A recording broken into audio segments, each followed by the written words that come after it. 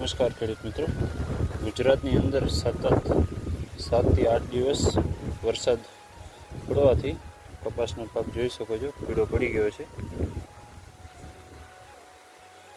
જોઈ શકો છો પીળાશનું પ્રમાણ વધારે છે।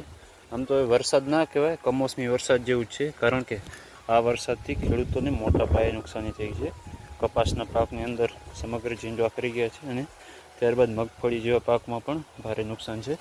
તો જમીનનો ક્ષાર તો હોય જાય, તેના માટે આજે આપણે કપાસની અંદર પાણી ચાલુ કરી દીધું છે, જેથી પીળાશ જે છે તે ઓછી થઈ જાય। ત્યારબાદ આની અંદર જે જમીનનો પાલર પાણીનો જે ક્ષાર હોય, ખારાશ આપણે જે કહી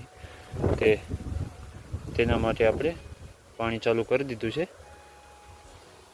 જોઈ શકો છો આપ, પાલર ઉપર પાણી પાવાનું ચાલુ છે। ધન્યવાદ।